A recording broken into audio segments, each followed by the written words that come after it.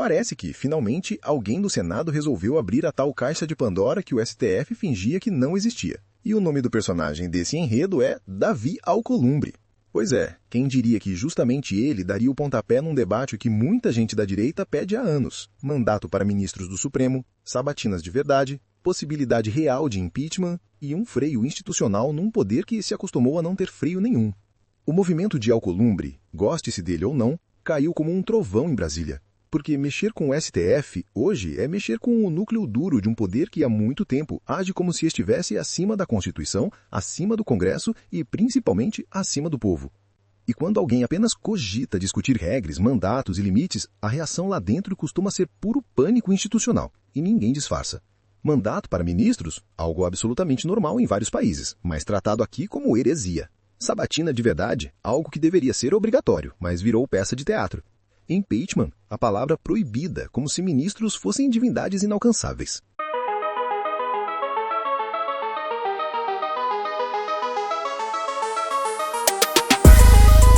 Quem nos traz detalhadamente tudo que pode saltar desta caixa de Pandora é Deltan Dallagnol. Prestemos atenção no que ele nos diz.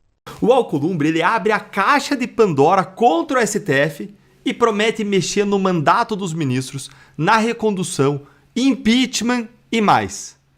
Pessoal, o Alcolumbre ele tá com sangue nos olhos contra o STF, ou pelo menos ele quer parecer que ele está assim. E tudo indica que ele vai querer se vingar do STF pela decisão do Gilmar, que está blindando os ministros do STF, abrindo aí uma caixa de ferramentas. E eu vou mostrar tudo o que está acontecendo sobre isso e o que tem dentro dessa caixa em 3 pontos. Primeiro, vamos ver o que tem nessa caixa aí, então, do Alcolumbre para ser usado contra o STF. Segundo, vamos ver se o Alcolumbre tem os votos necessários para usar essas ferramentas. E terceiro, eu vou mostrar que o Gilmar ainda tem uma carta na manga contra o Alcolumbre. Vamos então para o nosso primeiro ponto. Gente, nos bastidores, o Alcolumbre está em pé de guerra com o Gilmar Mendes. Ele está preparando aí várias propostas contra os ministros do STF e vai abrir uma verdadeira caixa de Pandora contra os ministros. Presta atenção nisso aqui, a caixa de Pandora ela é um mito grego que diz que o Zeus deu essa caixa para a Pandora nunca abrir a caixa. Mas a Pandora abriu a caixa e acabou liberando males que atingem toda a humanidade. Guerra, morte e sofrimento. Aí, no desespero, ela fecha a caixa e a única coisa que tinha restado lá era a esperança. Agora, o Alcolumbre ele quer abrir a caixa de Pandora contra o STF.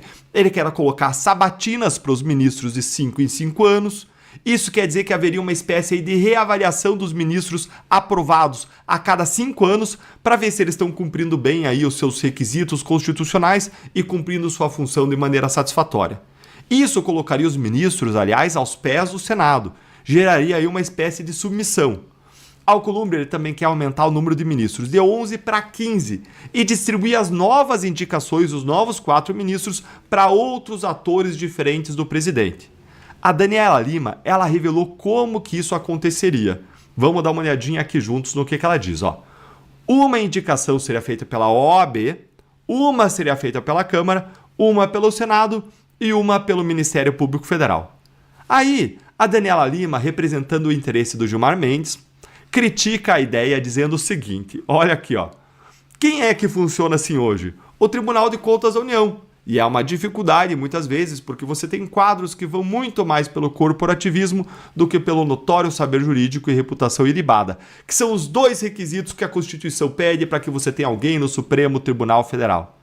A Daniela simplesmente ela não consegue criticar o fato de que as indicações do Lula foram de pessoas sem qualquer notório saber jurídico. Cadê o notório saber jurídico do Zanin? Ele foi apenas o advogado do Lula. Ele não tinha um mestrado, um doutorado, não tinha um grande livro, um grande artigo, uma grande tese, nada. E o notório saber jurídico do Toffoli, hein? Mas, voltando para as novas armas do Alcolumbre, ele também quer fixar mandatos para os ministros do STF. E essa questão aí dos mandatos é antiga. E ela já foi debatida tem alguns anos, mas o Alcolumbre ele tinha segurado essa proposta e agora ele não tem mais motivo para isso. Então, apesar do desejo de Alcolumbre ser apenas se vingar aí do ministro Gilmar Mendes, segurar essa questão da blindagem, para não perder poder como Senado Federal, como instituição, isso pode ter nos dado esperança de que, de alguma forma, alguma coisa para controlar os ministros do Supremo possa vir a ser aprovada. Você gosta e entende que é importante este tipo de conteúdo? peço que se inscreva, deixe o seu comentário, diga se gostou ou não gostou, porque ao deixar o seu like, o algoritmo entende que o conteúdo é relevante para você e, desta forma, distribui para mais pessoas e assim você ajuda este canal e o nosso trabalho. Curta, compartilhe e inscreva-se para continuar acompanhando análises sobre os acontecimentos do mundo, e principalmente do nosso Brasil e no futuro da nossa democracia. Obrigado.